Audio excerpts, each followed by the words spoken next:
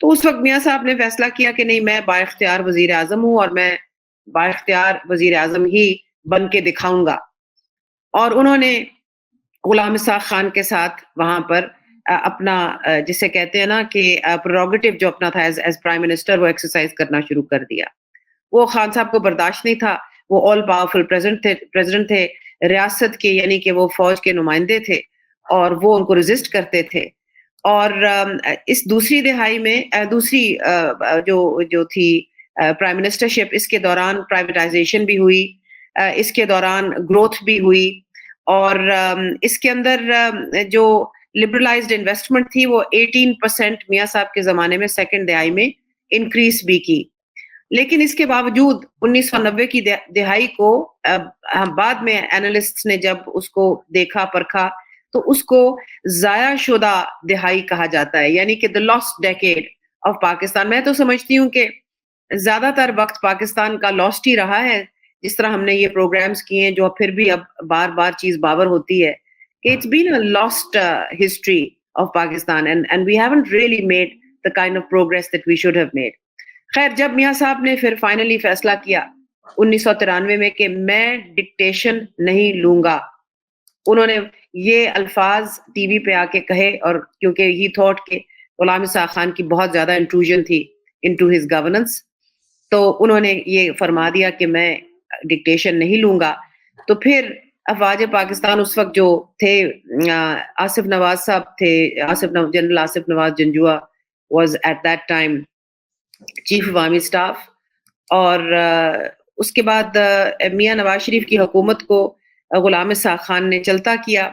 لیکن پہلی دفعہ پھر پاکستان میں 1993 میں سپریم کورٹ گئی مسلم لیگ نون، اور جا کے انہوں نے اپیل کی کہ ہمیں انفیئرلی ڈسمس کیا گیا ہے، نیشنل اسمبلی انفیئرلی ریزالو ہوئی ہے، اور ہمیں گورنمنٹ کو ریسٹور کیا جائے، نیشنل اسمبلی کو ریسٹور کیا جائے. In a historic verdict led by Justice Naseem Hassan Shah, who was then Supreme Court Chief Justice, Supreme Court نے حکومت بحال کر دی. اور اس کے بعد اتنا تناؤ شروع ہوا کہ غلام اسحاق خان نے اور افواج پاکستان اس وقت جو فیصلہ جو کر لیا تھا کہ اب ہم نے نواز شریف کے ساتھ گزارا نہیں کرنا، تو انہوں نے آ جا کے اتنا وہاں پر ٹینشن کریٹ ہوئی کہ غلام اسحاق خان اور پرائم منسٹر کے درمیان، کہ پھر اور جنجوعہ صاحب اس وقت تک مطلب ان کی وفات ہو چکی تھی.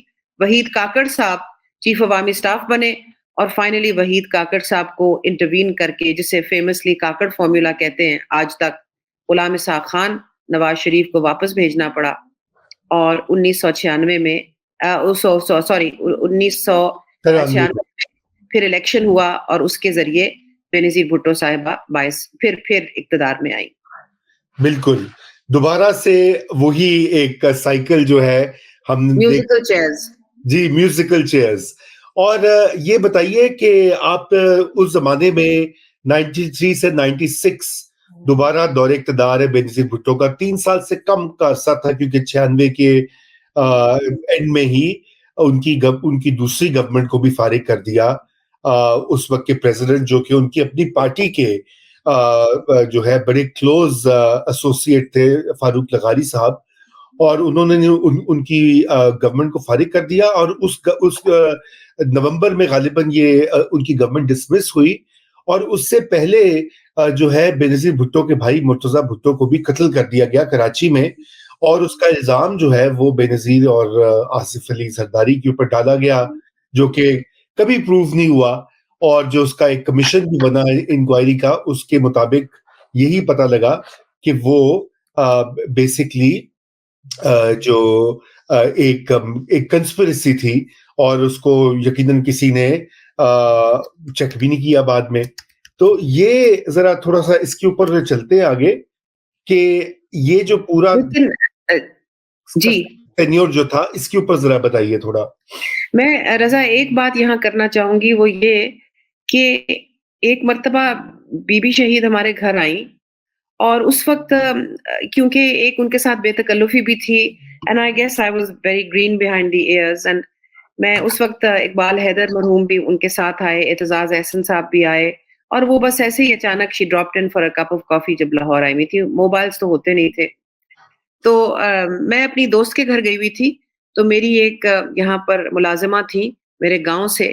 تو وہ انہوں نے مجھے فون کیا سیما کے گھر, میری دوست کے گھر, اور وہ مجھے کہنے لگی کہ میں تو لگتا ہے کہ بے نظیر آ گئی ہے ساڈے گھر. تو میں نے اس کو کہا, میں کہ اماں پکی گل ہے, تو حکا زیادہ تو نہیں پی لیا؟ آندی نہیں نہیں تو چھیتی آؤ, میں تو لگتا بے نظیر آ کے بیٹھی ہے ساڈے گھر. خیر میں بھاگی بھاگی گئی. وہاں پر بی بی وہ sitting there, Iqbal Haider, Aitzaz, everybody وہ سٹنگ دیر. تو مجھے یاد ہے میں نے اس وقت بی بی کو کہا, میں نے کہا بی بی what is this we hear about corruption. یہ میں نے بات کر دی. اور رضا اور یعقوب, she got so angry with me. She got so angry with me.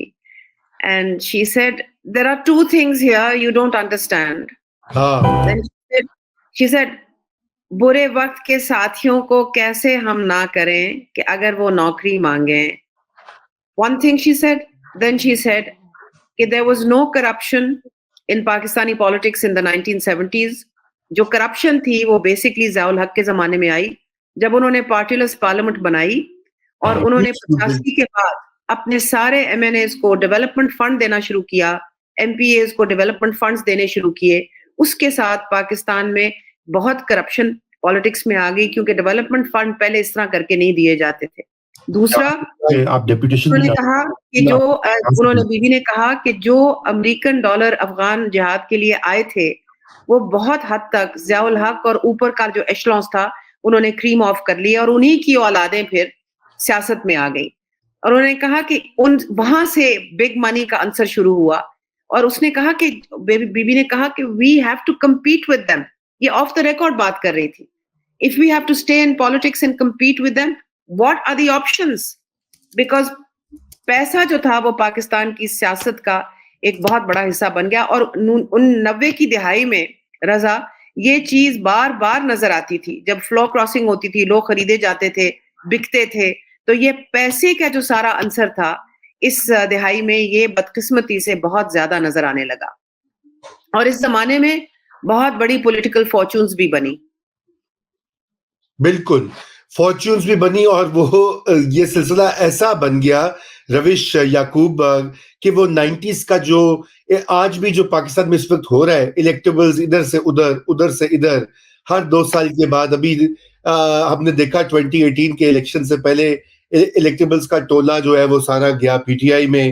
وہ اب ایک ایک کر کے نکل کے اب وہ جا رہا ہے نون لیگ کی طرف, کیونکہ الیکشن آ رہا ہے, ان کو لگ رہا ہے کہ وہ پاور میں آ رہے ہیں. تو یہ جو جگنو نے بات کہی ہے, یہ جو پیسے کا استعمال, بے دریغ استعمال اور شیمفل استعمال سیاست میں, سیاسی آبجیکٹیوز میں, یعقوب اس کے اوپر بھی کامنٹ کیجئے. اور تھوڑا سا یہ بھی بتائیے کہ اس وقت کا جو سپریم کورٹ کا بھی جو ایک رول تھا, کیونکہ صدر تو پرائمری انسٹرومنٹ تھا آرمی کا, اور اس کے ساتھ ساتھ سپریم کورٹ کی بھی ججمنٹس جو تھی, مثلا یہ کہ 2 بار بے نظیر بھٹو کی جو گورنمنٹ تھی اس کو بحال نہیں کیا سپریم کورٹ نے, جبکہ نواز شریف کی گورنمنٹ کو بحال کر دیا, اور چوتھی بار جنرل مشرف نے جب ٹیک اوور کیا تو اس کو ریٹیفائی بھی کر دیا. تو کچھ ایریٹک سا ایک وہ ہے پورا ٹرینڈ. جی یعقوب. جی بالکل رضا, میں کچھ باتیں ذرا تھوڑے سی اور بھی بیان اس میں کرنا چاہوں گا. کہ فرسٹ یہ ریکگنائز کرنا چاہیے کہ ملٹری اور بیوروکریسی کا کنٹرول کی اس 11 سال کے پیریڈ میں بہت تھوڑی دیر تھا کہ وہ ویکن ہوا. اور بلکہ بڑے مزے کی بات ہے کہ جنرل مشرف کے کو سے پہلے آپ دیکھیں گے کہ اصل میں ویکن ہو رہا تھا, اور اس لیے one of the main reasons for the کو از آلسو دس. اب آپ بے نظیر کی اگر آپ ٹینیو دیکھیں, پہلا جو ٹینیو دیکھیں which is just less than 2 years, تو اس کے اندر آپ دیکھیں یہ لوگ اکثر بھول جاتے ہیں کہ غلام اسحاق خان صاحب کس طرح سے صدر بنے. وہ تو چیئرمین سینٹ تھے, وہ ایکٹنگ صدر تھے, مگر پھر اچانک ہی اس طرح کی ڈیل ہوئی کہ جی وہ پرماننٹ صدر بن گئے. اور if remember غلام اسحاق خان صاحب, تو he used to be the کیا کہتے ہیں the bureaucrat. وہ پری پارٹیشن بیوروکریٹ تھے, پروونشل سروس سے تھے, اور آہستہ آہستہ اوپر آتے آتے وہ صدر بن گئے. سو وہ ایک complete control of the bureaucracy تھا. اور غلام اسحاق خان صاحب کو کوئی ڈیموکریسی کی اپریشیشن نہیں تھی, وہ تو اس کو کچھ خاص سمجھتے ہی نہیں تھے. تو ایک سائڈ پہ آپ کے پاس ایک صدر ہے جو کہ اس کو میں خاص بلیو ہی نہیں کرتا, ایک ڈیموکریٹک سائڈ میں,